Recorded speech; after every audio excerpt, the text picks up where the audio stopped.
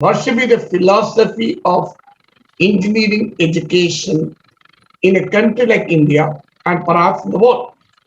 Well, this question has really prompted the organization called the National Academy of Engineering of United States asked this question in 2008.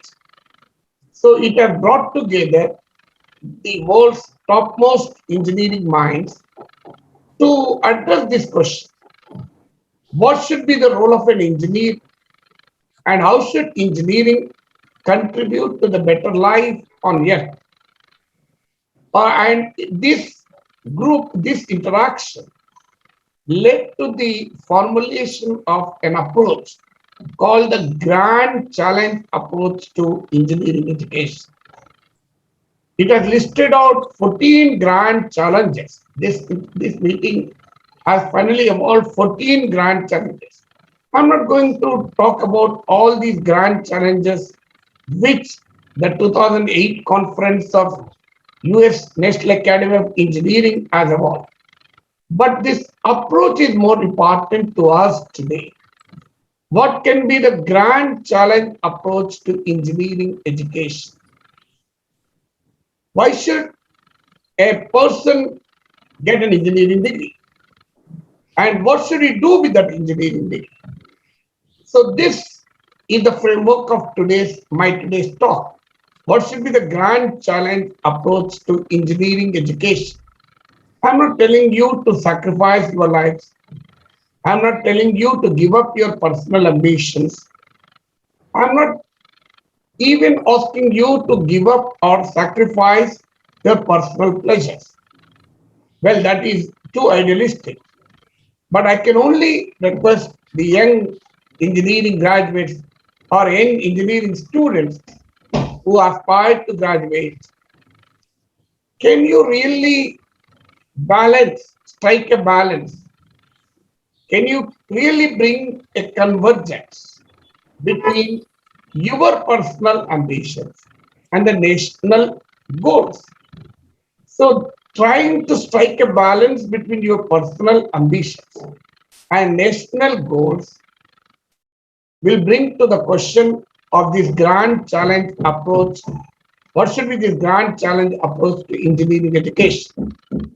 MIT, which is considered as the Makkah of engineering education, has also conducted a conference or has also entrusted the work of designing a blueprint for the future engineering education. So it has actually the MIT group constituted a group of very eminent engineers to brainstorm and evolve a doctrine or a blueprint for a future of engineering education in the world. You can get it in the Google. MIT Future of Engineering Education World. You'll get it, a PDF version. There is a lot of commonality between these two documents. So, how do we evolve a grand challenge approach to engineering education in a country like India? Well, interestingly, former Vice President Hamid Ansari, addressing a convocation of IIT Delhi, asked a very interesting question. What is the difference between an engineer and a scientist? He goes on to explain a scientist studies the world around him or her, but an engineer creates the world that was never in existence. A scientist studies the world around him or her, but an engineer creates a world that was never in existence. So then comes the question, what should you create? Creating great products, great services is a wonderful activity. For example, you want to create a low-cost car. Tatas have created a low-cost car. Somebody creates a low-cost laptop. When it is viewed from a point of engineering innovation, well, both are great innovations. A low-cost car and a low-cost laptop, both are equally great innovations. There's no dispute about it.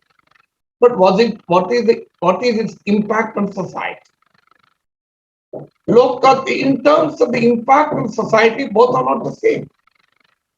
So the low cost car may provide pleasure to many middle class Indians, but it will result in choking of roads. It will result in higher consumption of fossil fuels. But if you create a low cost laptop, perhaps a laptop for 2,000 rupees or 3,000 rupees, well, it will revolutionize the teaching learning process. We have witnessed the digital divide during this recent pandemic, where many poor children were unable to harness the potential of digital learning. And a invention of a low cost, high speed internet or low cost laptop or low cost electronic devices will help in bridging this digital divide. And in an age of pandemic and post-pandemic educational paradigm, low-cost learning devices play a tremendous, will have a tremendous impact on the way the society learns, society gets educated. Well, both may be great innovations, but having a differential impact on society. So therefore, an aspiring engineering graduate should aim at having a maximum optimal impact on society through his or her innovations. So how do we create this optimal impact on society? How do we create this optimal impact on society? Or how will you help the nation? Or how will you help the society to solve the challenges of the society? There are many challenges. For example, you do not have a clean drinking water. You still have rampant poverty. Nelson Mandela said, poverty is man-made. So you still have lack of efficient infrastructure, both urban and rural. You have inadequate access to education and health. You have inadequate access to other instruments of production. You need to improve the productivity. You need to improve the productivity. So these are all challenges which a developing society like India still faces. So how do we address these challenges? How do we address these challenges is a question before us. How do you as an engineer facilitate solutions to these questions? So that's precisely the grand challenge approach to engineering education. We are living in an age where technology has a dual character. Look at any technology. So look at the technology, the most modern technology called internet. Internet has revolutionized the way we think, the way we articulate, the way we communicate, the way we consume goods and services, the way we govern, the way we consume or receive entertainment. It has revolutionized the teaching learning process.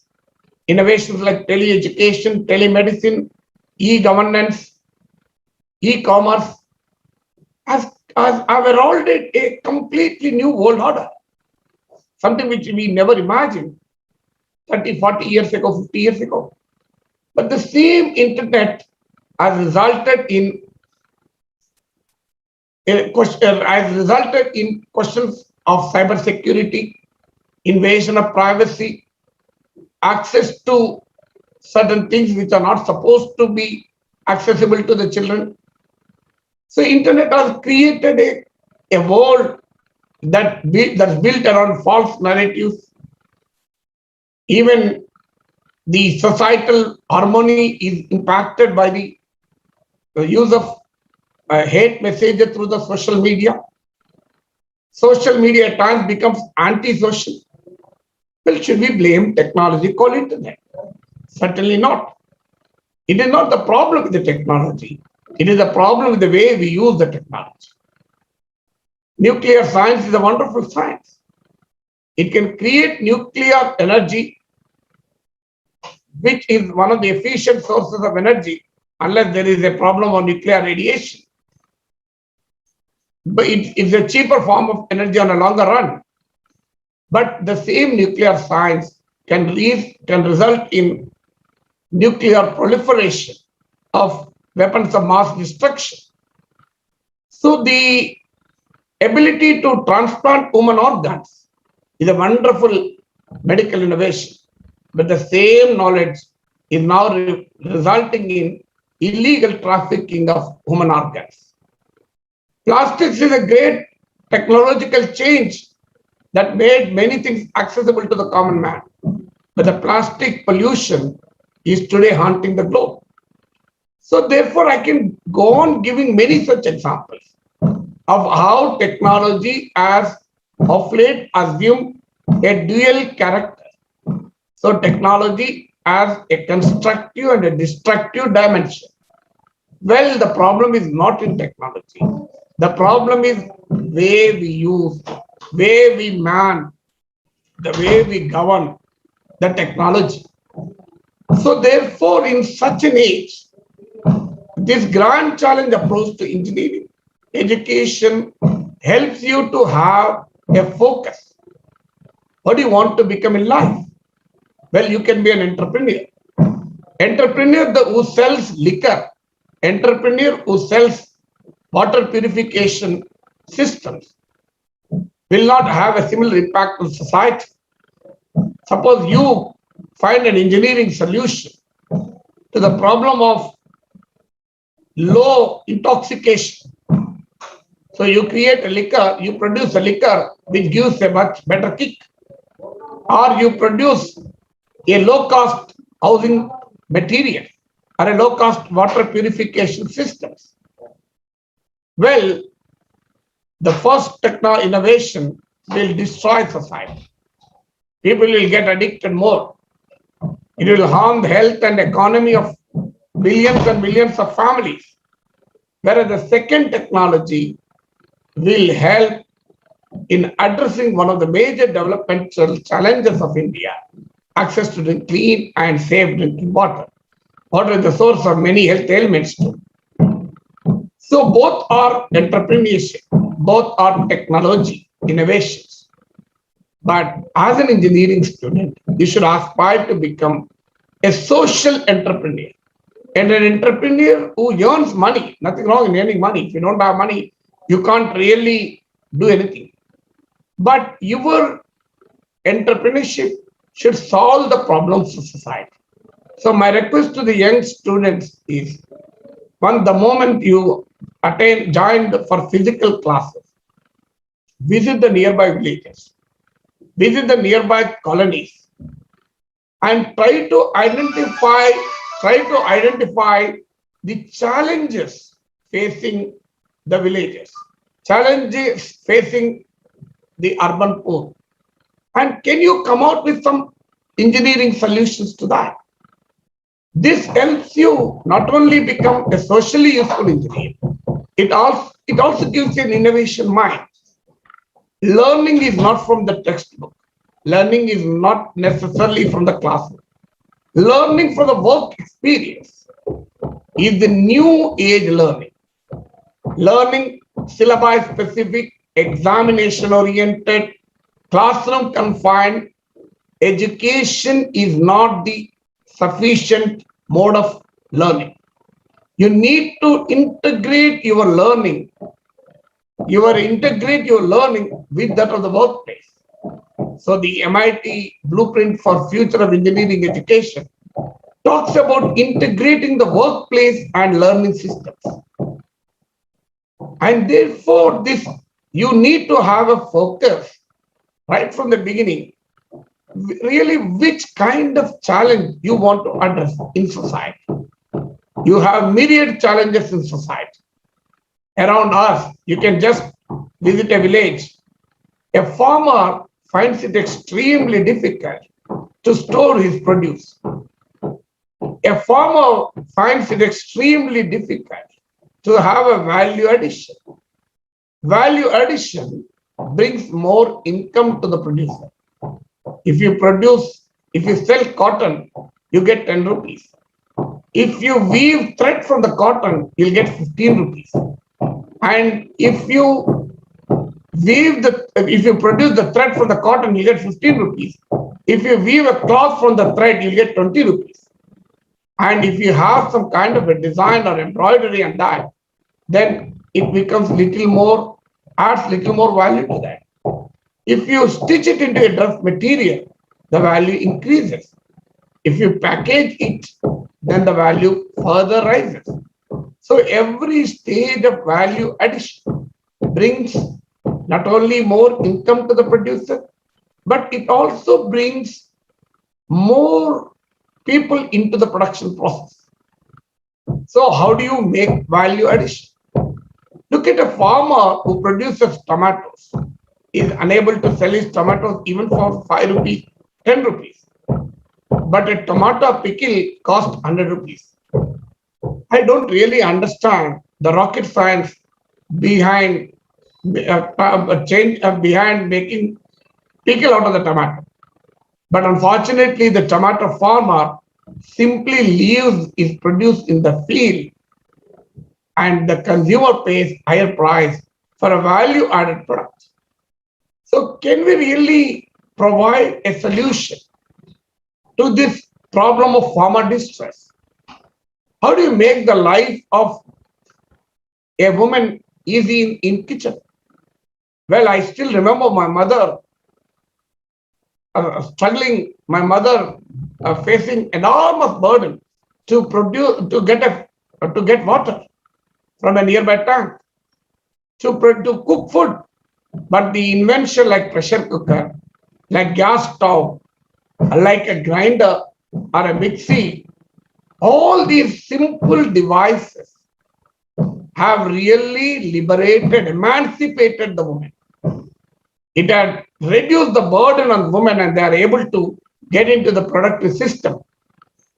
So how do we reduce the burden on the working people? Can we really improve the productivity of the land? Can you improve the productivity of the resources? Can you improve the productivity of a worker? Can you produce much more than what the person is producing?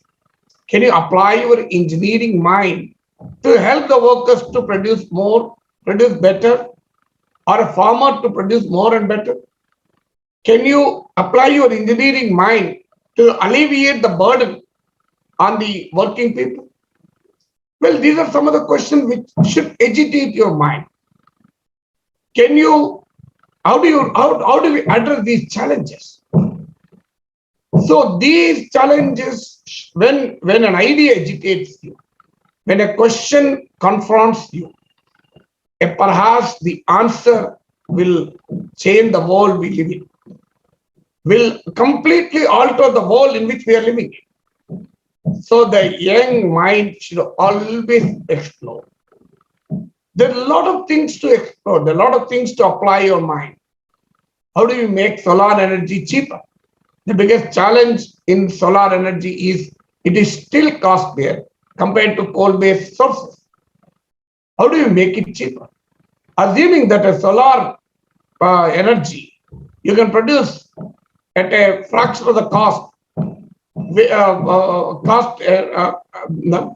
of producing a coal-based power, I am sure tomorrow the coal-based power will stop, and this will contribute to a great extent to the combating climate change. Well, what kind of impact it has in reducing the climate change? We have seen the recent report of Intergovernmental Panel on Climate Change, IPCC report. Even NASA has applied its mind on it. And the IPCC report says by 2100, many Indian cities may face submergence, including Visakhapatnam, Kochi, Calcutta, Chennai. Well, this happens because of the global warming. So your simple innovation of making solar energy cheaper can contribute immensely to the process of combating climate change. Well, this comes to the next question.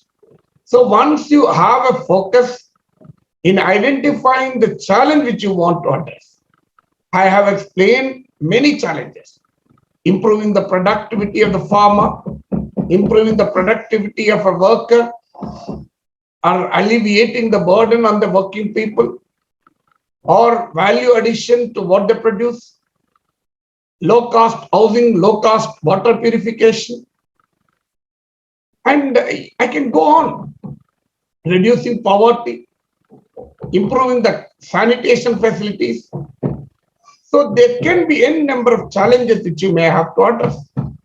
So once you have a focus of the challenge which your engineering mind should address, then comes the question, how do you do that?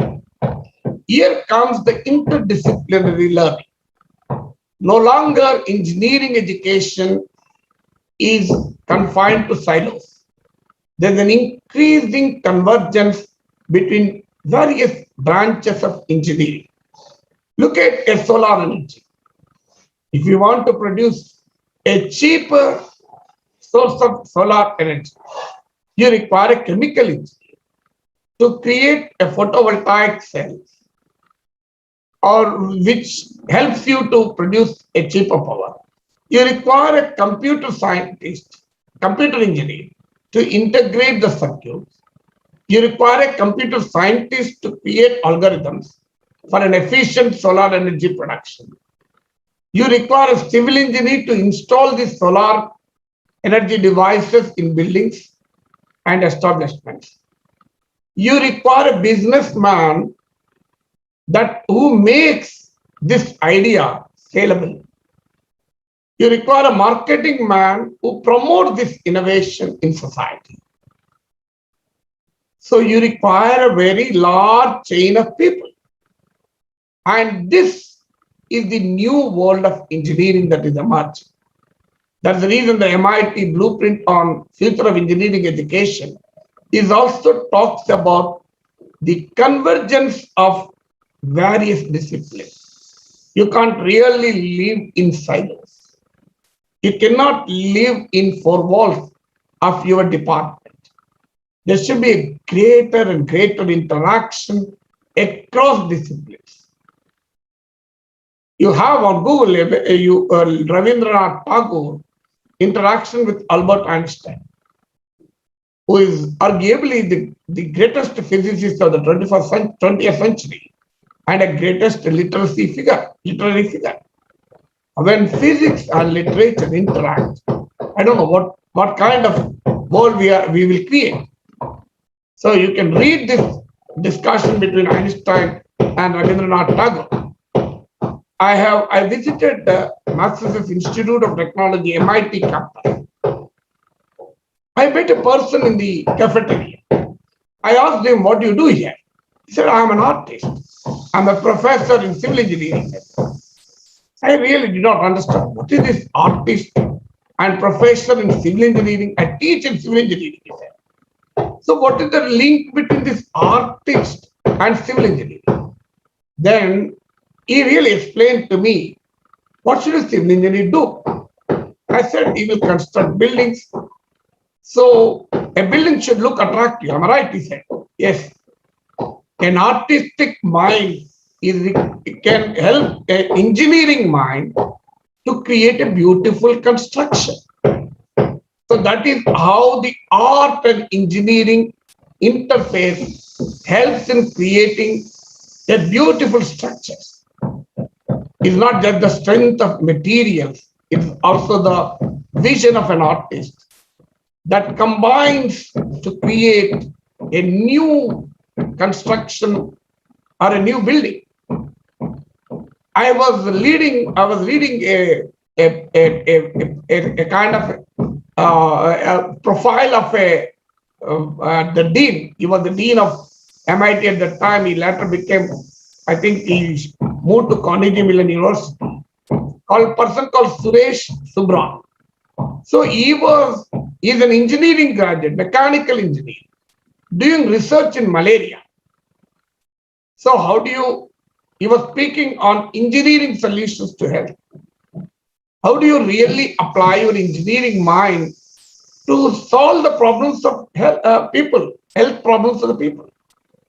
So this is the new world. Today, big data is used to come out with the predictions, models on pandemic. So this is the second aspect. How do you combine your knowledge of one stream with that of the other stream of engineering? I only hope when you come to the campus, you have to interact with your fellow engineering students from other disciplines, where you apply this mind, the convergence of technology. So look at how the technology is converging. I get my television, I get my telephone, I get my internet through the same source. So this is the second aspect. How do we develop your interdisciplinary knowledge? Then the third aspect is, well, once you have a focus and interdisciplinary knowledge, the third aspect is the link between engineering and society. The link between engineering and society, unless you have convergence with social sciences, you will not understand the impact of technology on society. For example, you are a wonderful engineer. You create a borewell that can go into the depths of the ground and bring water from underground. You will only know the technology. And assuming that you could easily dig a borewell at 1500 feet. Well, it's an engineering achievement at 2000 feet.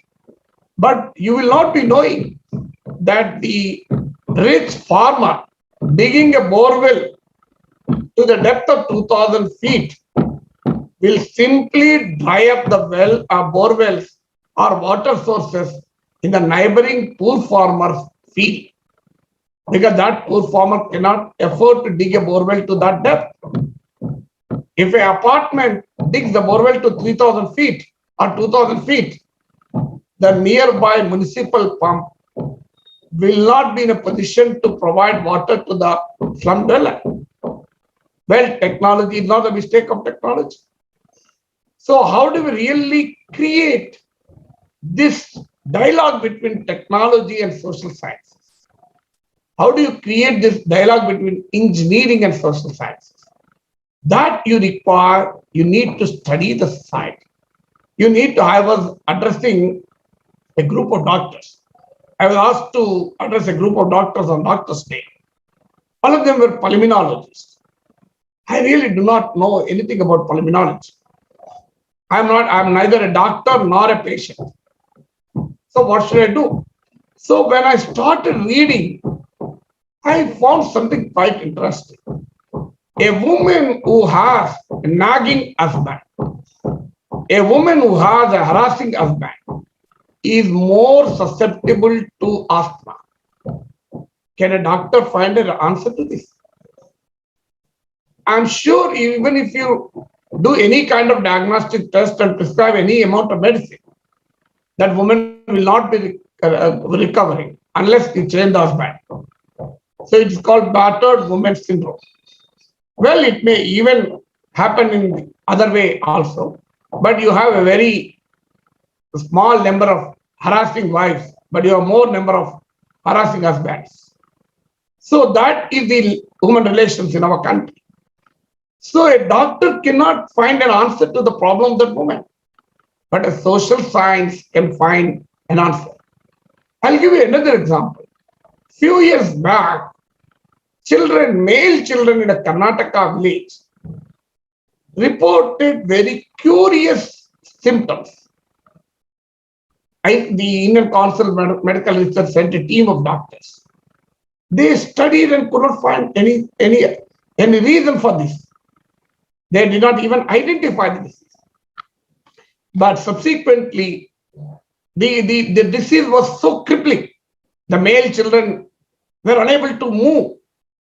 So it had a crippling impact on the human organs. They can't walk, they can't sit. And the doctors tried to understand the disease and the cause of the disease, They were simply unable to do that.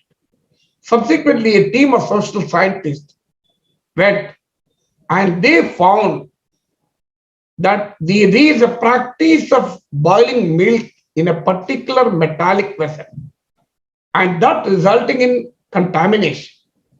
And the milk is given only to male children. That is the level of discrimination against a girl child in the poor households. And that is the reason why only male children are vulnerable to the disease. Well, perhaps this is an advantage of discrimination, rare case. So these social scientists could find a reply to it. So technology has great, technology will create a great impact if it is dovetailed into society. So as an engineering student, you don't need to confine only to the world of engineering. Study social science, study society, study politics, study economics. I'll give you another example. Afghanistan is a classic case. Nobody will doubt the technological competence of American army. Well, but why did US trained Afghan army collapse before Taliban? They were trained for 20 years. The US has provided Afghan National Army with all the modern equipment. But why did, and the numbers are also high. Afghan National Army has 350,000 people. Taliban are only 60,000-70,000 fighters. But how did Taliban overrun Afghan government without even firing a single bullet? Is this because of the technological incompetence of American military establishment? Certainly not.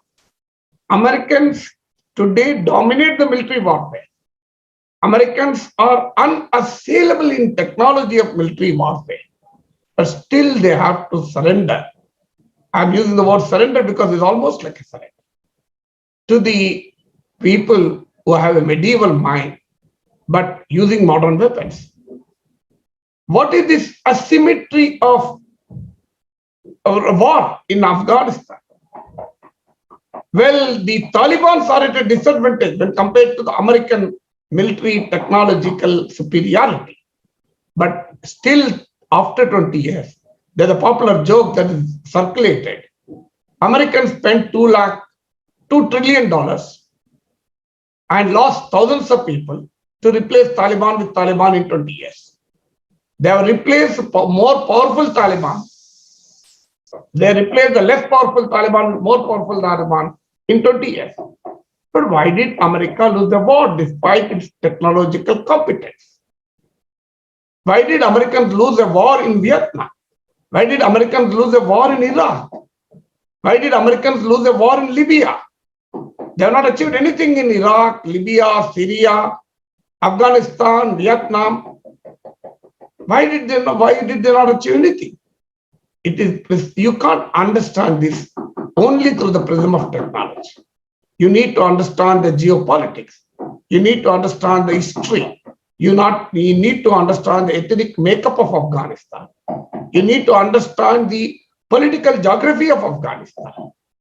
So you need to understand the complex tribalism that prevails in Afghan society to really evaluate the great American fiasco in Afghanistan. So if you look at from the standpoint of technology, you don't get the answer. There's nothing. The military hardware technology superiority of the United States is unquestionable. I'll give you another example. Look at the COVID. United States is the land of innovation. United States is the land of research and development. United States is the land of great discoveries. Can anybody dispute this fact? Certainly not. It is a land which produces the most sophisticated minds, most sophisticated products, most sophisticated services. It has world's greatest institutions. Yet today, the greatest victim of COVID-19 is the United States. The highest number of COVID cases, highest number of deaths are in the United States. The United States as today are the dubious distinction of world's most affected pandemic country. Does it not have the economic resources? Does it not have the scientific know-how? Does it not have technology? Then why did it happen? You can't understand this unless you understand the public policy. What is the link between public policy and the great health disaster inflicted upon the United States of America, despite its all strength? So this, therefore, an engineering graduate will have to interact with social sciences.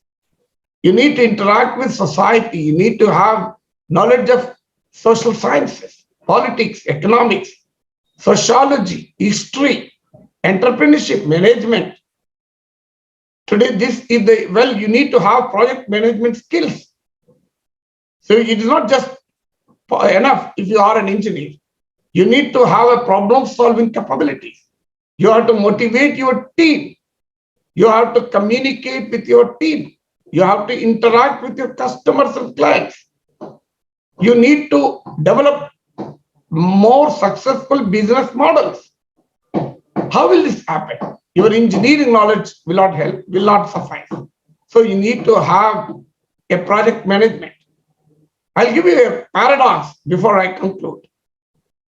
India, the Indian scientific community was given a mandate to produce an intercontinental ballistic missile, Agni, which is considered to be the near ICBM, may not exactly an ICBM. So it can hit the targets as far as 8,000 kilometers to 10,000 kilometers. And the Defense Research and Development Organization in Hyderabad has accomplished this task in just 4 years, when the time given was 5 years. But the Kukatpalli flyover could not be completed in 10 years also. So do we not have the technology to complete a flyover in time? So where is the mistake? The mistake is not in engineering. The mistake is not in technology. The mistake is in the project management capabilities. So Japan has introduced the concept of total quality management, TQM. So today, you need to have the problem solving capacities, team building capabilities. You need to have a leadership ability to motivate the people around you. However competent you may be, as an individual, you may not achieve many things. But when you lead a team, you can do miracles. So that is the larger perimeter, larger circumference of engineering education today. So engineering is not just domain-specific skill anymore. Engineering is, an engineer has to be a multifaceted engineer. Engineer should have a multi-dimensional personality. He should transcend the narrow barriers, narrow confines of his or her own domain. Today, nanotechnology is a combination of many technologies. It combines in itself a wide array of technologies. So therefore, my appeal to you is evolve into a true engineer, a modern engineer, a multi-dimensional engineer, a multifaceted engineer who has a strong grounding in not just technology, but in society. Develop into a socially sensitive engineer. You need to secure your cyberspace. You need to improve the productivity of the people. We need to solve the education and the health problems of society. You need to provide quality basic services to society. We need to produce goods and services that improve the lives of the people. Combine your engineering mind, your entrepreneurial mind with the social sensitivity. You will be a successful human being, and your success becomes societal success. Thank you very much for a patient hearing.